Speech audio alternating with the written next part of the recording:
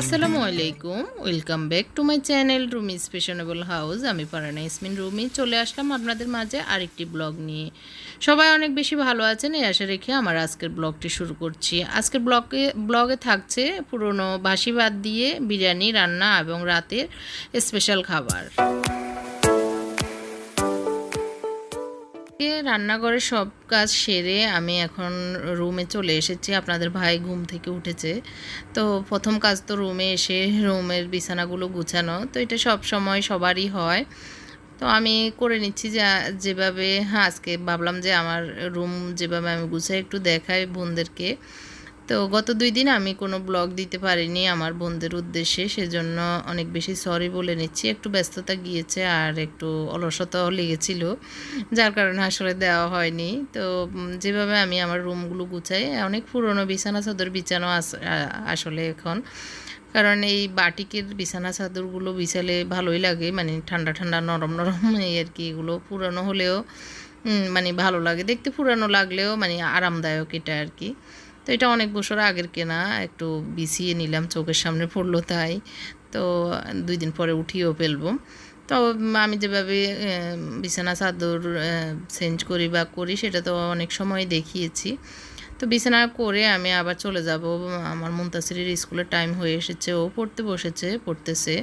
পড়া থেকে উঠে নাস্তা করবে নাস্তা করে ও স্কুলে যাবে, আপনাদের ভাইও চলে যাবে। তো আজকে দুপুরে হয়তো যাবে না, সে মুনতাসিরকে মানে দিবে, স্কুলে দিয়ে পাশে একটা ওদের প্রোগ্রাম আছে, মিটিং আছে আর কি। ওটা শেষ করে আবার মুনতাসিরকে নিয়ে এসে দুপুরে খেয়ে তারপরে একবারে বের হবে। তো কাপড় ছিল কিছু কিছু ওয়াশিং মেশিনে দিয়েছি, তো সেটাও সেরে নিলাম। এখন নাস্তা রেডি করে নিয়েছি, রুটি, ডিম ভাজি আর গতকালকের একটু শিমের বিচি রান্না ছিল সেগুলো নিয়েছি, মানে জাল দিয়ে নিয়েছি। এখন নাস্তার সাথে একটু খেতে চাইলে খাবে আর কি। তো আপনাদের ভাই মুখ হাত ধুয়ে আসতেছে, ওনাকে বললাম খেতে বসবে। তো আমরা নাস্তা খাই। এখন মুনতাসির বলতেছে ওইগুলো দিয়ে খাবে না, ডিম ভাজি দিয়েও খাবে না। তো ওর জন্য মুরগি গরম করতে বললাম, তুমি চুলায় বসাও। তো মুরগির মাংস নিয়ে ফ্রিজ থেকে, মানে আগের ছিল আর কি, তো ওগুলো নিয়ে চুলায় বসাবে। আর এদিক দিয়ে আমার কাপড়গুলোও হচ্ছে। তো এই যে মুনতাসির কাজ করতেছে টুকটাক যখন যেটা দিয়ে আসলে করে। তো এখন মুরগির মাংস দিয়ে রুটি দিয়ে খাবে। এই তো বাচ্চাদের বায়নার শেষ নাই।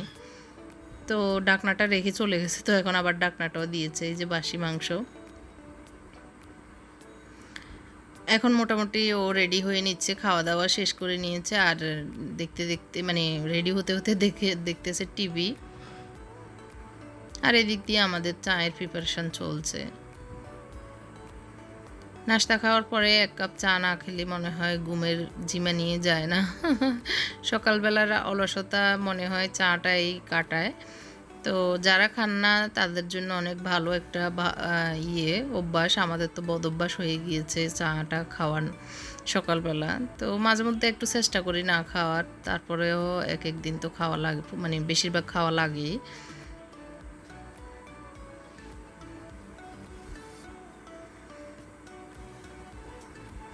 তো আমি একটু ফেনা তুলে নিচ্ছি, কারণ চায়ে একটু ফেনা তুলে নিলে দেখতেও ভালো লাগে আর খেতেও ভালো লাগে। তো এই ফেনা তোলার যেই ঘুটনিটা চায়ের, সেটা আমি সাজেক থেকে নিয়েছি। যারা আমার সাজেক ট্যুরের ভিডিওগুলো দেখেছেন তারা জানেন, আর সাজেক থেকে কি কি এনেছি সেটা দেখলেও বুঝতে পারবেন। তো আমরা দুজনে একটু চা খেয়ে নিচ্ছি, আর চা খাওয়া শেষ হলেই মুনতাসিরকে নিয়ে স্কুলে যাবে আপনাদের ভাই। ও রেডি হয়ে নিয়েছে, ও ঘুরতেছে,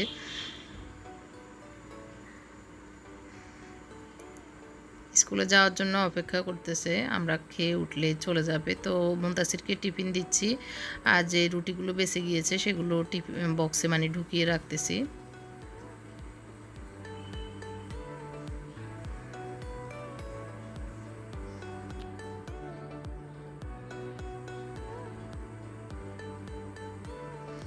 তো সকালবেলা একটু গাছগুলোতেও পানি দিয়ে নিচ্ছি। আমরা যেরকম নাস্তা খাই, গাছেরও পানি খাওয়ার দরকার আছে, তো ওদেরকে পানি খেতে দিচ্ছি, গাছগুলির দোয়া নিচ্ছি আর কি।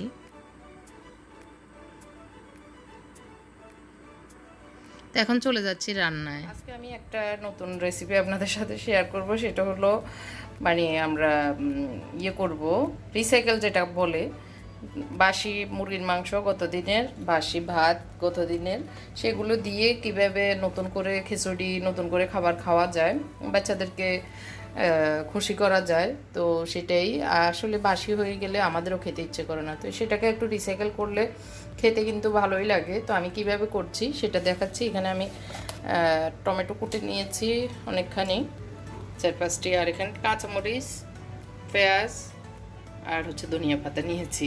তো এগুলো দিয়ে আমি একটু একটা রেসিপি আপনাদের সাথে শেয়ার করছি। যদিও হয়তো অনেক আপুরা বলবেন যে বাসি খাবার আবার দেখানোর কি আছে, আসলে দেখানোর হয়তো আমাদের কাজে লেগেই যেতে পারে কোনো কোনো আপুর, কারণ মাঝে মধ্যে হয় না আমরা একটু এগুলোকে একটু রিপেয়ারিং করে রান্না করতে হয়, কারণ বাসি হলেও নষ্ট না হলে তো এগুলো ফেলে দেওয়ার জিনিস না, এগুলো গুণাও হয় ফেলে দিলে আসলে। তো তারপরে কারো কারো ক্ষেত্রে অনেক সময় হয় যে বাসি খাবার খেলে পেটে খারাপ করে, সেটা আমার হাজব্যান্ডেরও হয়। তো তারপরে আমি আবার নতুন করে যখন সুন্দর করে করি তখন খেলে উনিও বুঝতে পারেন না। তো যাই হোক, আপনাদের সাথে শেয়ার করছি।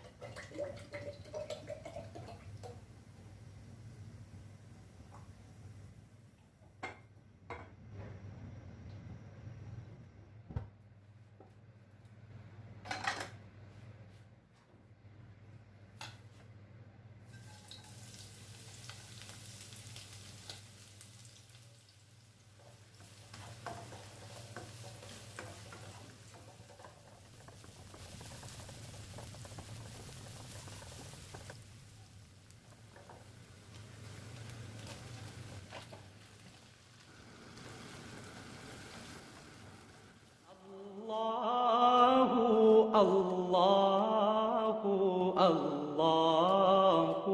আল্লাহ আল্লাহু আল্লাহু আল্লাহু আল্লাহ। তো এখানে আমার টমেটো এবং পেঁয়াজ ভালো করে ভুনে নিচ্ছি।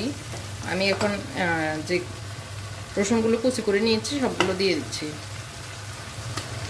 এখানে এগুলো কচি মানে রসুন একদমই কাঁচা, তো এই জন্য একটু বেশি নিয়েছি, কারণ এগুলোতে গ্রান কম মনে হয়। শুকনো যে রসুনগুলো সেগুলোতে অনেক গ্রান, অনেক ভালো। তো আমি ভালো করে টমেটোগুলো করে সফট করে নিচ্ছি। টমেটোগুলো ভালো করে না হলে টমেটোর যে গন্ধ সেটা থেকে যাবে, কাঁচা গন্ধ, এর জন্য ভালো করে সফট করে নিচ্ছি। তো এখন আমি দিয়ে দিচ্ছি লবণ, পরিমাণ মতো লবণ, কারণ লবণ দিয়ে দিলে তাড়াতাড়ি সফট হয়ে যাবে টমেটোগুলো।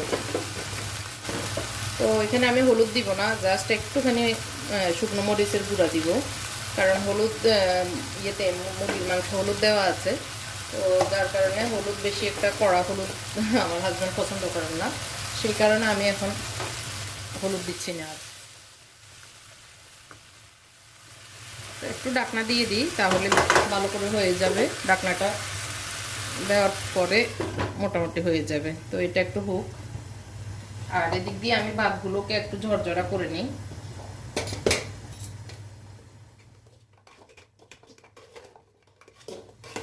শাকাগুলোকে ভেঙে আমি যে এরকম ঝরঝরা করে নিয়েছি।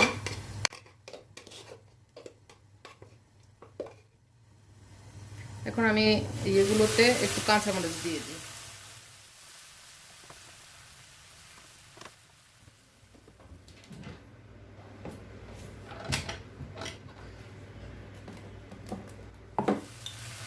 এই পর্যায়ে আমি দিয়ে দিচ্ছি একটু ধনিয়া পাউডার, আধা চা চামচ ধনিয়া পাউডার, আধা চা চামচ আমি জিরা পাউডার দিয়ে দিচ্ছি।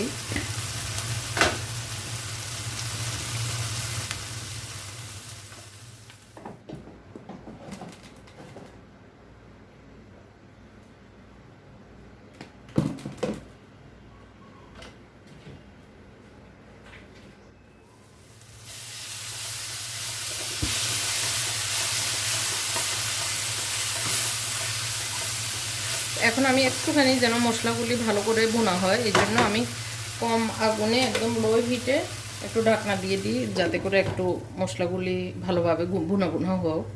একদম আমি আগুনটাকে একদম কমে দিয়ে দিয়েছি, এভাবে হোক।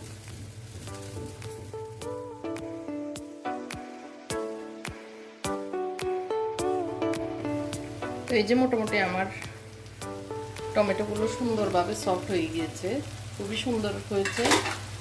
তো এখন আমি দিয়ে দিব আমার রাইস এবং মুরগির মাংসগুলো। খুবই সুন্দর একটা গ্রান বের হচ্ছে কিন্তু।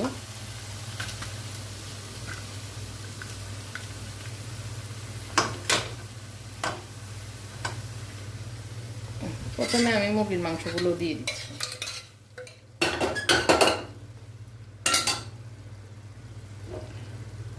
আগুনটা একটু বাড়িয়ে দিচ্ছি, আগুনটা একদমই হাই হিটে দিয়ে দিয়েছি আমি এখন। তারপর রাইসগুলো দিয়ে দিচ্ছি। তো সব কিছু একসাথে মিশিয়ে নিচ্ছি। তো হয়তো অনেক আপুরা বলবেন যে বাসি খাবার আবার দেখানোর কি আছে, তো একদিন আপনি করে দেখিয়েন, অনেক ভালো একটা রেসিপি, খেতে ভালোই লাগে, বাসি হলেও খেতে ভালো।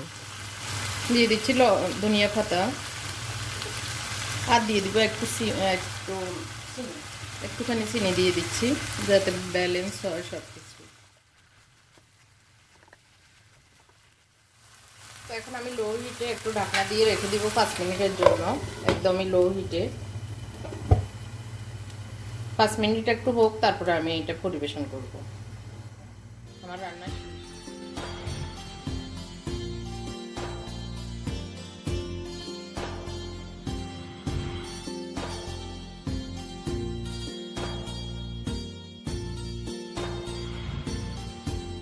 তো সকালে তো মুনতাসির স্কুলে গিয়েছে, তো এখন স্কুল থেকে চলেও এসেছে, ওরা আব্বু নিয়ে এসছে।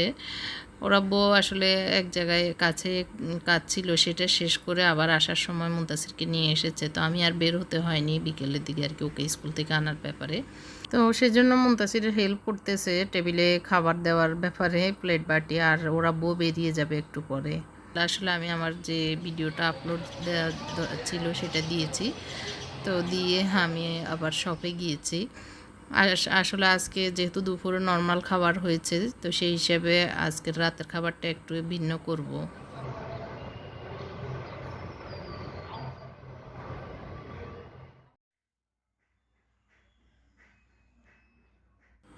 তো এখন হচ্ছে রাত 9টা।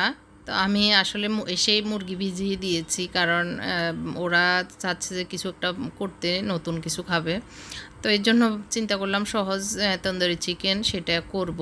তো এসে মুরগিটা ভিজিয়ে দেওয়ার পরে মুরগি যখন বরফ ছুটে গিয়েছে, তো এখন আমি তন্দুরি যে মশলাগুলি পাওয়া যায় প্যাকেটে, সেগুলি হচ্ছে শানের নিয়েছি। তো সেটার কিছু অংশ দিয়েছি, আসলে সবগুলো দিইনি এখানে, যেহেতু আমি 2-3টা টুকরা নিয়েছি। তো দিয়ে মরিচের গুঁড়া দিয়েছি, আর হলো লবণ, রসুন, আদা একটু দিয়ে এগুলোকে ম্যারিনেট করে রেখেছি প্রায় 1 ঘন্টা 1.5 ঘন্টা, যতক্ষণ আমরা মানে খাওয়ার প্রিপারেশান না হবে, যতক্ষণ খেতে না আসবো ততক্ষণ পর্যন্ত এভাবে ম্যারিনেট করে রেখে দিয়েছি। তো এখন প্রায় 10:30 বাজে, আমরা নামাজ কালমা সবাই পড়ে নিয়েছি। তো মোত্তাকিও বললো যে আম্মু তাহলে এখন বানিয়ে ফেলেন এই আর কি। তো এখন আমি হালকা একটু তেল দিয়ে ফ্রাই প্যানে ভেজে নিব। তো একটু সময় নিয়ে বাজবো, 20-25 মিনিট লাগবে, কারণ আস্তে আস্তে না হলে পরে এগুলোর ভিতরে ঢুকবে না, কাঁচা থেকে যাবে। আসলে তন্দুরি চিকেন যখনই করবে বা করি, একটু সময় ম্যারিনেট করে রাখলে ভালো, তাহলে ভিতরে মশলাপাতিগুলো ঢুকে খেতেও ভালো লাগে। তো এখন আমি একবার দিয়ে উল্টিয়ে আরেকবার উল্টিয়ে দিচ্ছি, আর একটু ঢেকে ঢেকে 10 মিনিট করে ছেঁকে নিলে এভাবে হয়ে যায়, তখন একদম গ্রিলের মতোই মনে হয়।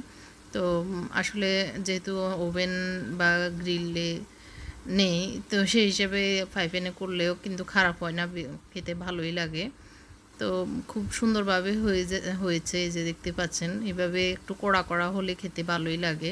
তো আমি তারপরে ভেঙে আর একটু ইয়ে করে দিচ্ছি, যেন ভিতরের দিকেও ঝাল মশলাগুলো এগুলো ঢুকে, তাহলে খেতে একটু বেশি ভালো লাগবে। এরকম পোড়া পোড়া হলেই আসলে ভালো লাগে তন্দুরিটা।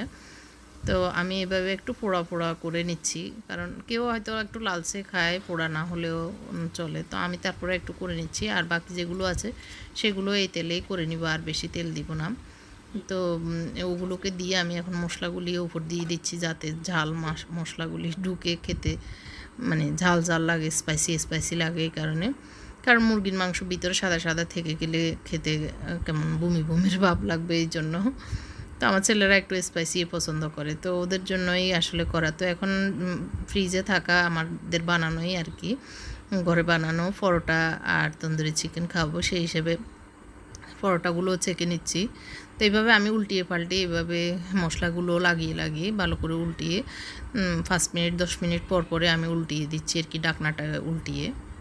এভাবে করে নিচ্ছি, খুবই সহজ। তন্দুরি চিকেন যারা করেন তারা তো অবশ্যই জানেন, খুবই ইজি একদম, খেতেও ভালো লাগে, ঘরে নিজের হাতের তৈরি।